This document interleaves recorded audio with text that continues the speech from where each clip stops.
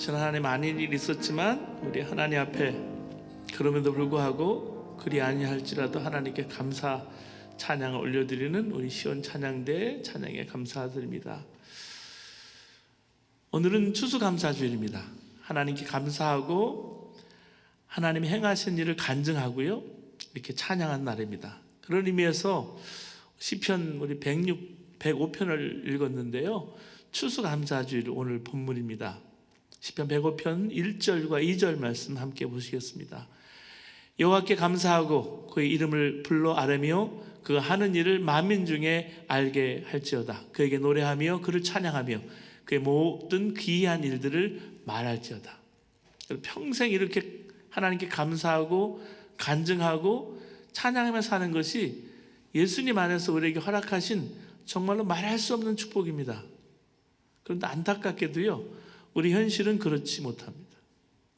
목사님 저 자신부터 감사와 간증과 찬양보다는 근심과 염려와 우울할 때가 참 많아요. 교인들 중에 좋은 일이 일어났을 때 담임 목사에게 전해주는 사람은 그렇게 많지 않습니다. 근데 어려운 일이 생기면 대개 알려옵니다. 기도해 달라는 것입니다. 그러다 보니까 목사는 매일 세상 떠난 교인, 사고당한 교인, 암 환자나 큰 병에 든 교인, 또 사업이 잘 안 되신 분들, 시험에 테스트에 어떤 불합격한 교인들, 실직한 교인들, 가출한 가족들, 깨진 가정으로 인한 고통당하는 교인들의 소식에 대해서 듣게 됩니다. 그러다 보니까 사실 즐거운 마음으로 밥 한 번 먹기가 힘들고요, 잠자리에 편히 누웠다가도 내가 이렇게 자도 되나? 기도해야 하지 않나? 하는 생각에 시달립니다. 그래서 항상 마음 상태를 점검하고 감사와 기쁨의 마음을 지켜나가는 것도 참 중요합니다. 그렇지 않으면요, 금방 우울해지고요, 염려와 근심이 가득하고 두려운 상태에 빠지게 되기 때문입니다. 여러분 중에 지금 추수감사주일이에요. 몇 분이 테스타모니를 이렇게 하셨지만은 감사주일인데 마음에 걱정과 염려가 더 많은 분이 있을 거예요. 하나님께 지금도 여러분 우리 삶 가운데 기적을 행하신다는 것을 여러분 믿으십니까? 하나님께서 행하신 일을 간증하라고 했지만 대부분의 교인들은 간증할 것이 없다라고 말합니다. 하나님은 기적의 하나님이라고 믿지만 자신의 삶 속에서 기적을 행하실 것이라고는 믿어지지 않아요. 그래서 기적이 일어나게 해달라고 기도하지 못합니다. 기도했는데도 기적이 일어나지 않으면 어떻게 하나? 두렵기 때문입니다. 그렇기 때문에 우리가 마음 상태를 점검하고 감사하고 간증하고 찬양하는지를 돌아볼 수 있는 이 추수감사주일이 우리에겐 꼭 필요한 겁니다. 우리가 감사할 이유가 없어서 감사하지 못하는 게 아니에요. 받은 은혜를 기억하지 못해서 감사하지 못하는 것입니다. 그렇잖아요. 추수감사는 내가 하나님 내게 주신 은혜에 감사함이 하나님께 들려드리는 찬양과 고백이에요. 12남매 중에 막내로 태어나신 목사님이 계신데요, 일제시대와 전쟁을 겪으면서 위로 10명이 죽고요, 2만 남았습니다. 부모님이 이 목사님이 태어나자마자 하나님께 바치셨답니다. 근데 목사님이 3살 때 부모님과 이제 피난을 가다가, 유교 피난을 가다가 공주 근처에서 길을 잃어버렸대요. 밤은 깊어가고 너무나 두려워서 울면서 헤매는데 어떤 아주머니가 창문을 열고 너 누구니? 하시면서 사정을 물어보시더래요. 그 사정을 들으시고는 자기를 등에 업고 공주 시내를 돌아다니면서, 공주가 어딘지 아시죠? 세종 옆에. 아이 부모를 찾으신 거예요. 자신은 그만 아주머니의 등에 잠이 들어버렸는데 눈을 떠보니까 부모님이 앞에서 울고 계시더랍니다. 그 후에 살면서 항상 그때 생각이 났답니다. 그때 부모를 잃었더라면 나의 삶은 어떻게 되었을까? 그러면 모든 것이 감사해지더래요. 그 기억을 떠올리니까. 이 목사님만이 아니라 우리 모두가 만약 그때 그 위기에서 내가 건진받지 못했다면 지금 내가 없었을 텐데 하는 일들이 분명히 있을 겁니다.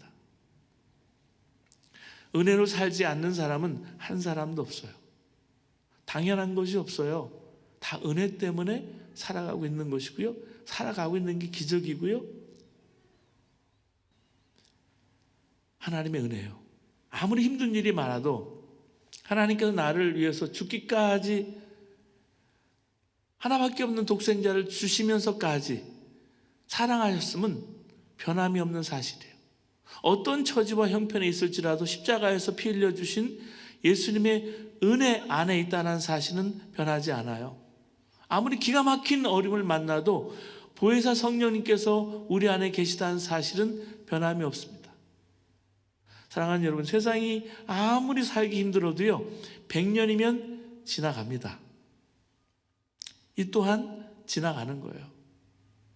제가 말씀 중에 처음에 하나님의 기적이 지금도 일어나는가? 라고 질문했어요. 물론입니다. 하나님의 사랑이 여전하고요. 하나님의 은혜는 변함이 없고요. 성령님은 우리를 떠나지 않으십니다. 엄청난 기적 안에 우리가 살고 있는 거예요. 이 기적, 이 은혜는 어떤 어려움이나 슬픔이나 고통보다 비교도 할 수 없는 크고 강력하고 뜨겁습니다. 그럼에도 불구하고 하나님이 해주신 게 뭘까? 예수를 믿어도 별로 복받은 것은 없다. 하나님이 사랑이시라면서 왜 내 기도는 들어주시지 않는 거야? 하는 말을 하는 이들이 있습니다.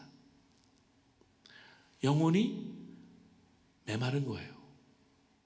우리는 하나님께서 뭔가 좋은 것을 주면 감사하고 그렇지 않으면 감사할 이유가 없다는 식으로 하나님 믿는 자가 아니에요.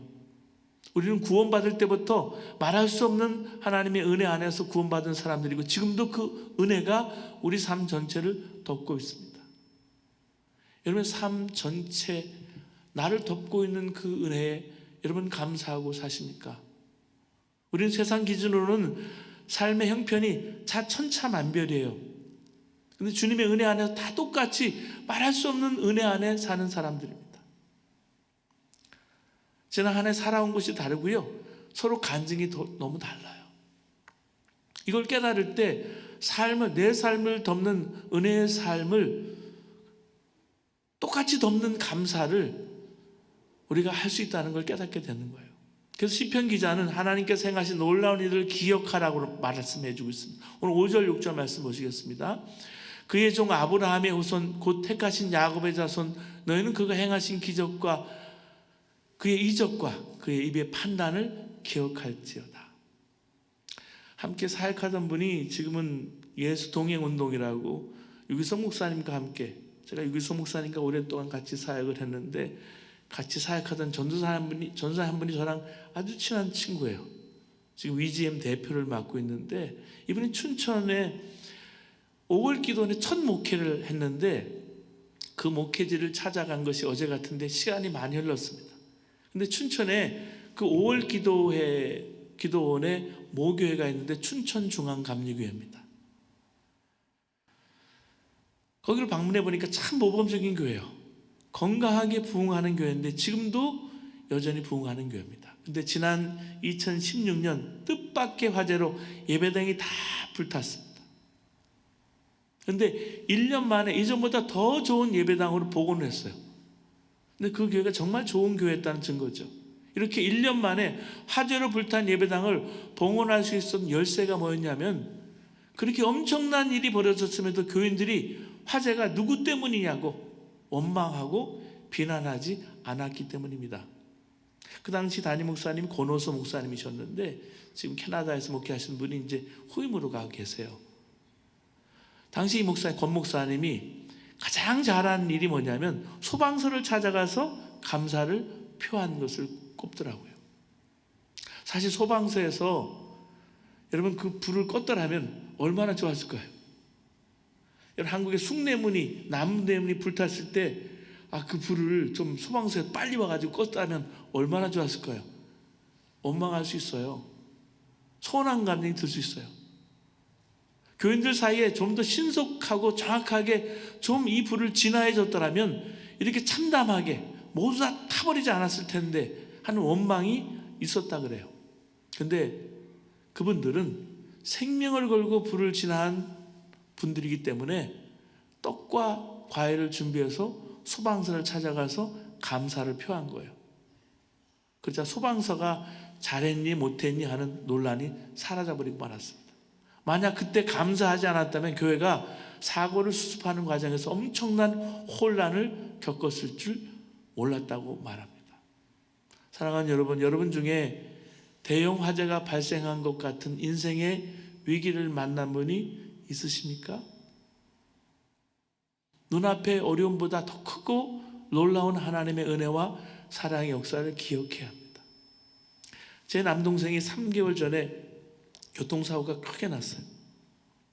하던 식당 3개를 접고서 빚을 갚아보려고 열심히 배달의 민족 그 배달 앱을 따라서 배달을 하다가 교통사고가 크게 났어요. 지금도 병원에 입원해 있어요. 3개월 동안이나. 그리고 다리를 잘랐어요.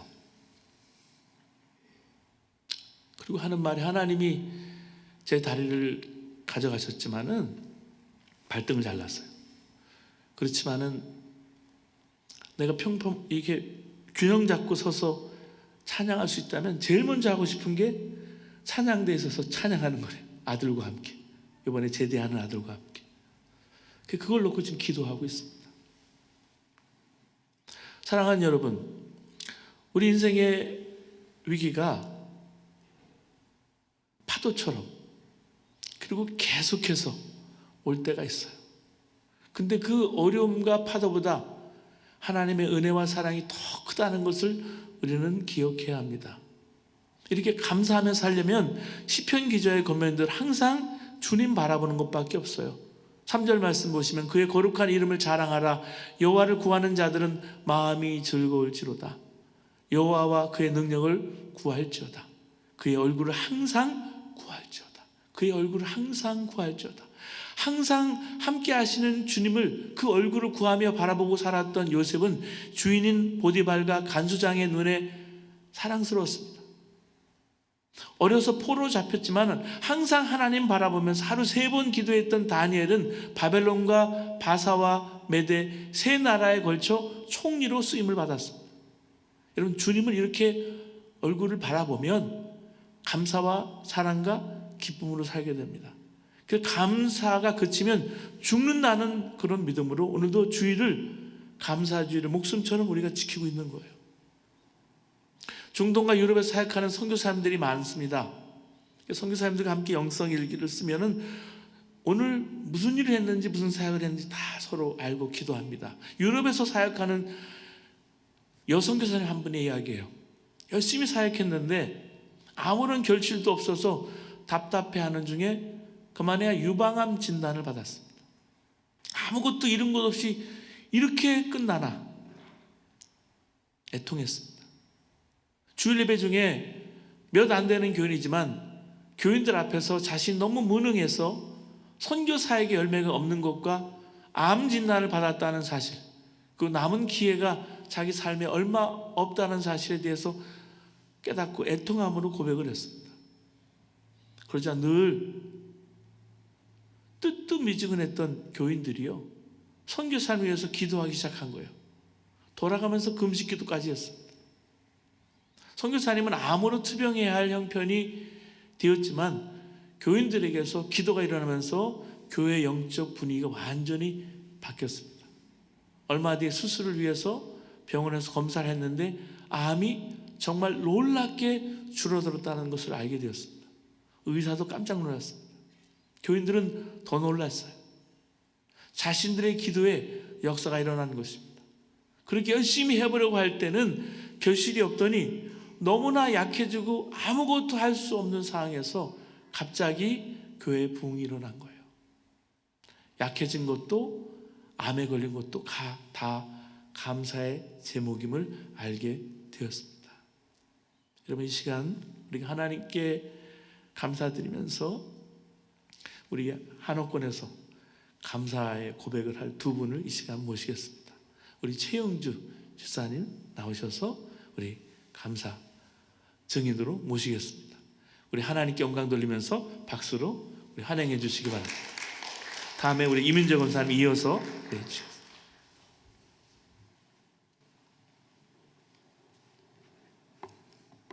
안녕하세요.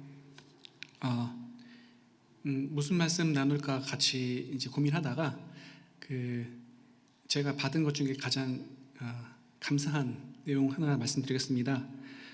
요한복음 3장에 보면 니고데모가 밤에 예수님께 거듭남에 대해서 묻는 그런 장면이 나옵니다.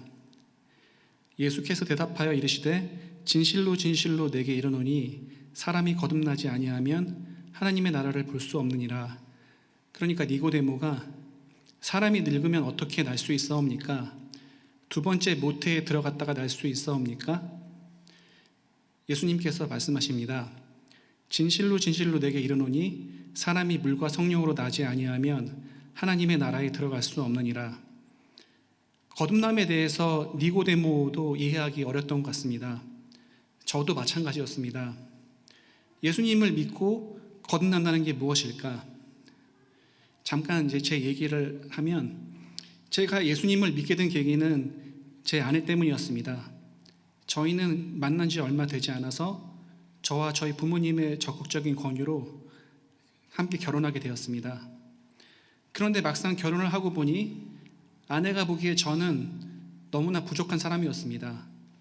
세상 물정도 잘 모르고 길치에 고집불통인 답답한 사람이었던 것 같습니다. 아내는 당시 현명하게 더 늦기 전에 빨리 저와 헤어져야겠다고 맘먹었습니다. 저는 떠나려던 아내를 어떻게든 붙잡고 싶었습니다. 하지만 저의 부족함은 타고난 것이었고 하루아침에 고쳐줄 수 있는 것이 아니었습니다. 나는 변하지 않고 하지만 아내와는 계속 같이 있고 싶었기에 도움이 된다면 지푸라기라도 잡고 싶었습니다. 그때 저는 처음 하나님을 알게 되었고 의지하기 시작했습니다. 당시 정말 신이 계시다면 그분은 무언가 해주실 수 있지 않을까 하는 기대감으로 하나님을 믿기 시작했습니다. 그 이후로 아내와의 다툼이 있거나 어려움이 있을 때면, 그리고 제 능력으로 해결이 되지 않을 때 하나님께 의지하고 성경 말씀에서 알려주는 대로 행동해 보려고 했던 것 같습니다. 그렇게 하나님은 고난 속에서 저를 말씀에 의지하게 하시고 조금씩 거듭나게 하셨습니다. 그런데 하나님은 저만 거듭나게 하신 게 아니었습니다. 제 아내도 변화시켜 가셨습니다.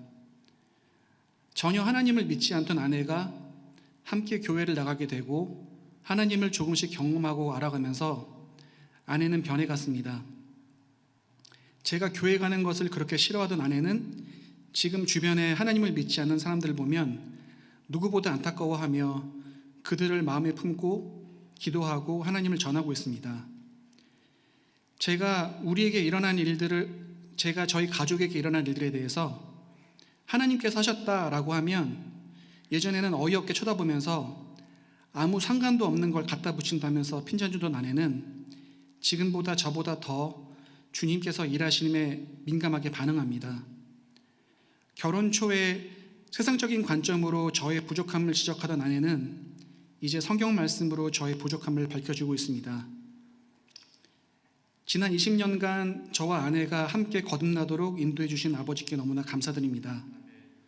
주님이 저와 제 아내가 변하게 하셔서 저의 가정이 건강히 서고 제가 중학교 시절부터 꿈꿔오던 미국 생활을 이렇게 할 수 있게 해주셔서 너무나 감사합니다. 저희가 하나님 말씀 안에서 성령님의 인도하심에 민감하게 반응하면서 늘 깨어있는 가정으로 살아갈 수 있도록 여기 계신 형제 자매님들의 도움도 간절히 바랍니다. 감사합니다.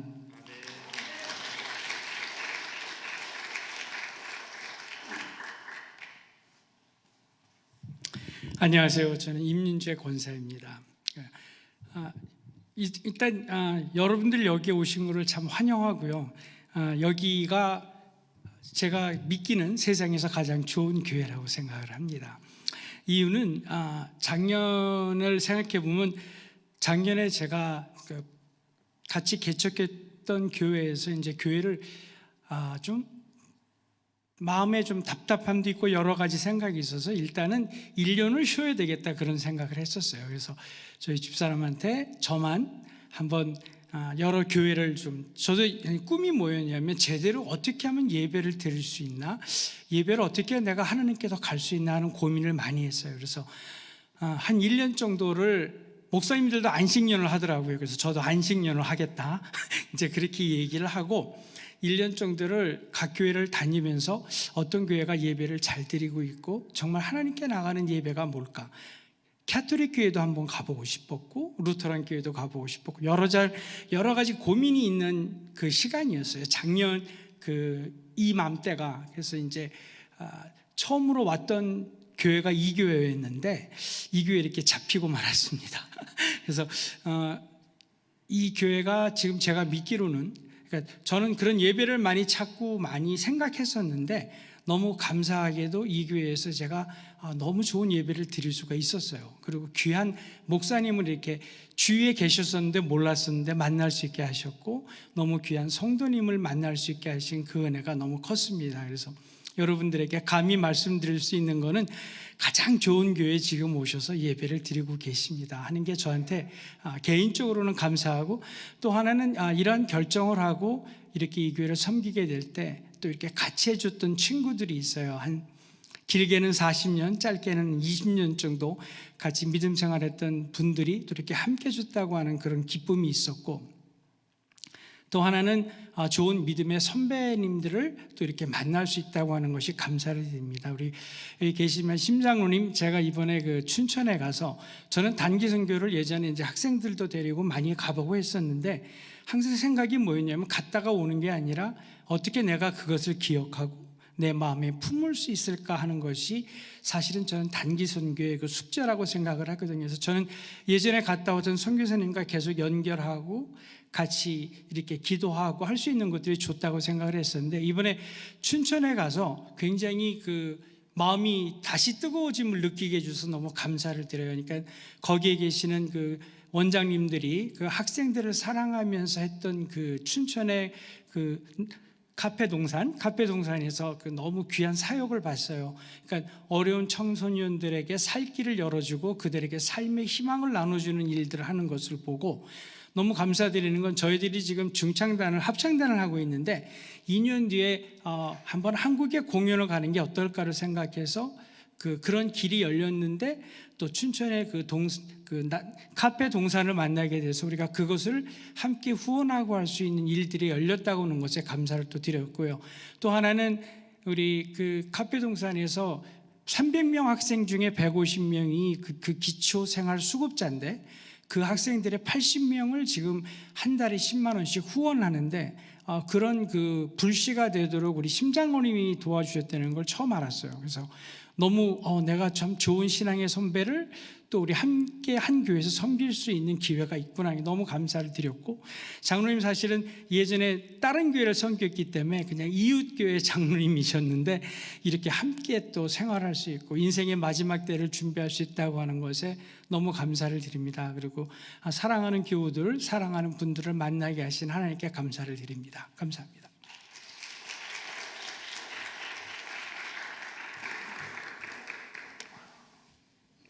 너무너무 감사드립니다. 우리 인생의 마지막을 하나님께서 어떻게 부르실지 모르고 우리 인생을 얼마나 살지를 모르지만은 이 마지막 인생의 무대에서 여러분을 만난 것이 축복이고 감사이고 또한 기적입니다. 하나님께 감사드리고 싶은 마음을 담아서 우리 추수감사헌금을 우리가 드릴 텐데요. 우리의 추수감사헌금에는 하나님에 대한 우리의 믿음과 감사가 그대로 드러납니다. 그래서 힘을 다해서 감사하는 것입니다. 우리가 이렇게 감사하게 하시는 것은 어려운 이들에게 은혜가 흘러가게 하시기 위함입니다. 경주에 유명한 최부자집이라고 있어요. 400년 동안 12대 만석군을 배출한 집안입니다. 그 가문에서 내려오는 전통 중에 하나는 사방 백리 안에 굶어서 죽는 사람이 없게 하라입니다. 자신들의 부를 복으로 여기지 않고 사명이라고 여긴 것이죠. 우리야말로 그렇습니다. 우리 교회에 주신 은혜, 복은 그저 복이 아니라 사명입니다. 그래서 매해 추수감사헌금으로 우크라이나 빵 공장을 세우는 데 사용도 하고요. 춘천의 나눔의 동산에 사용도 했고요. 올해는 2025년 3년간 세계 선교부 선교사님 돕는 일에 또 사용이 될 것이고요. 내년에 우리 건축해야 될 나눔의 동산에도 일부 쓰여지기를 소망합니다. 지난번 드려진 헌금은 나눔의 동산에 3명의 어린이들을 위한 통학용, 병원, 이동용으로 이 통학버스용으로 사용되는 시드머니가 된다고 해요.